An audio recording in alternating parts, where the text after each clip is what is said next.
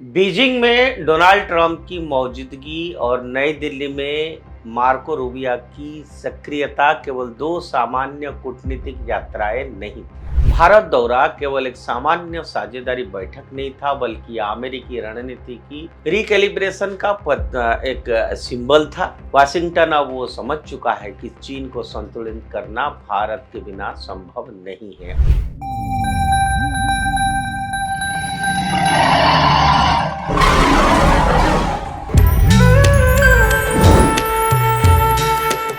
नमस्कार मित्रों, उदय India digital में आपका स्वागत है। मैं हूं दीपक कुमार रथ।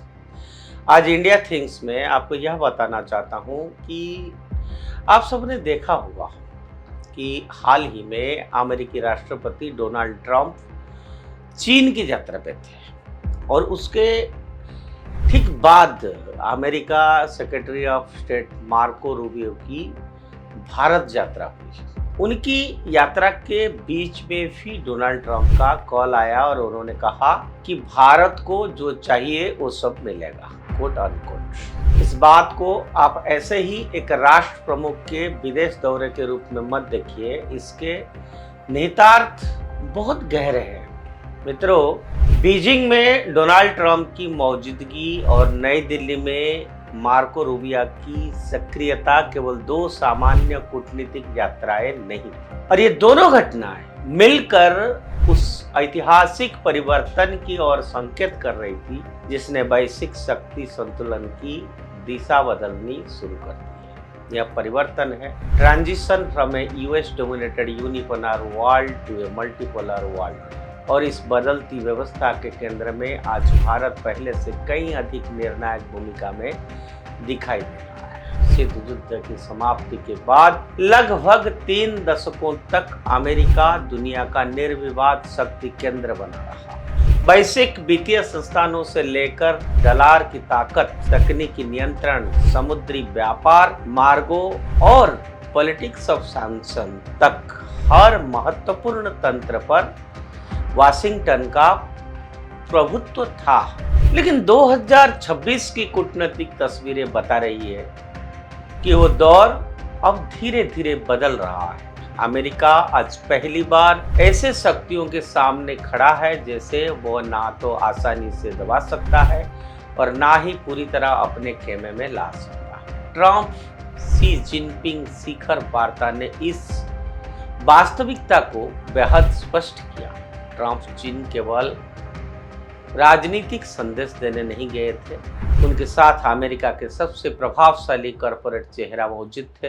यह इस बात का संकेत था कि अमेरिकी अर्थव्यवस्था आज भी चीनी विनिर्माण, सप्लाई चेन और बाजार पर गहराई से निर्भर है। दूसरे ओर चीन अब उस दौर में प्रवेश कर चुका है जहां वो अमेरिका के सामने रक्षात्मक मुद्रा में नहीं खड़ा हो सकता है। ताइवान, तकनीक और इंडो पैसिफिक जैसे मुद्दों पर बीजिंग ने स्पष्ट कर दिया है वो अमेरिकी दबाव में झुकने वाला नहीं है। लेकिन इस पूरी कहानी का सबसे महत्वपूर्ण पक्ष किसका है? भारत की। मार्को रूबियो का भारत दौरा केवल एक सामान्य साझेदारी बैठक नहीं था, बल्कि अमेरिकी रणनीति की रिकैलिब्रेशन का एक सिंबल था। वाशिंगटन अब वो समझ चुका है कि चीन को संतुलित करना भारत के बिना संभव नहीं है, और ये बदलाव अचानक नहीं आया। इसके पीछे पिछले एक दशक में भारत की बदलती वैश्विक स्थिति और प्रधानमंत्री नरेंद्र मोदी का नेतृत्व में हुई स्ट्रैटेजी रिस्ट्रक्चरिंग की बड़ी भूमिका है। 2014 से पहले भारत को अक्सर एक संभावनाओं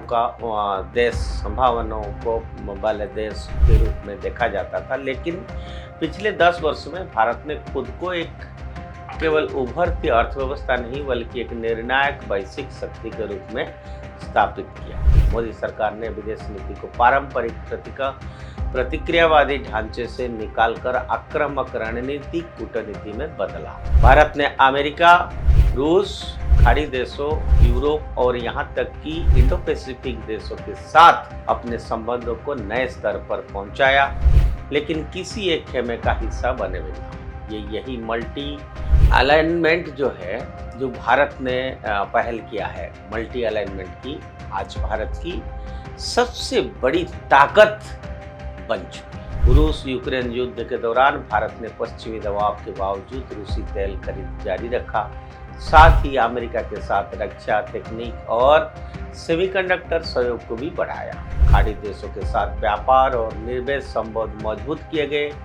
India, middle east, Europe economic corridor जैसे परियोजनाओं ने भारत को वैश्विक कनेक्टिविटी के केंद्र में ला खड़ा किया। क्वाड में सक्रिय भूमिका, हिंद महासागर में बढ़ती सामरिक उपस्थिति और ग्लोबल साउथ की आवाज के रूप में भारत की स्वीकार्यता ने उनको स्थिति को पूरी तरह से बदल दिया। आज अमेरिका भारत को केवल दक्षिण एशिया के क्षेत्रीय साझेदार की तरफ नहीं देखा, वो भारत को एक ऐसे सिविलाइजेशनल पावर के रूप में देख रहा है जिसके पास जनसंख्या, बाजार, तकनीक क्षमता, सैन्य ताकत और जियोपॉलिटिकल इम्पैक्ट सब कुछ मौजूद है। यही कारण है कि वाशिंगटन की भाषा भी बदल गई है।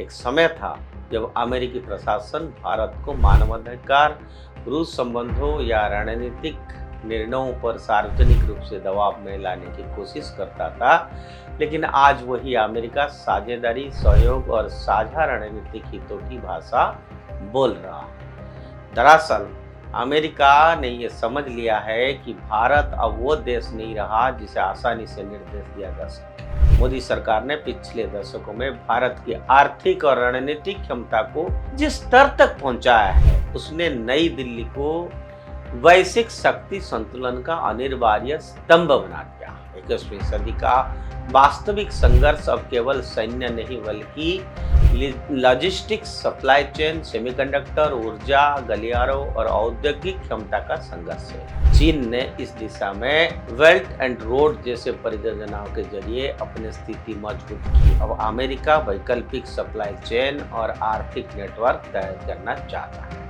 यही कारण है कि उसे भारत, यूएई, सऊदी अरब और वियतनाम जैसे देशों की जरूरत पड़ रही है। बीजिंग और दिल्ली की हालिया घटनाएं इसी नई वैश्विक वास्तविकता का संकेत है। अमेरिका अभी भी शक्तिशाली है, लेकिन पहली बार उसे यह स्वीकार करना पड़ रहा है कि दुनिया अब केवल वाशिंगटन के निर्देश पर नहीं चलेगी। भारत का उभार और मोदी सरकार की पिछले एक दशक की रणनीतिक नीति इस परिवर्तन के सबसे बड़े कारणों में से एक बन चुकी है। ये नया भारत है मित्रों, जो झुकना नहीं भी जानता है।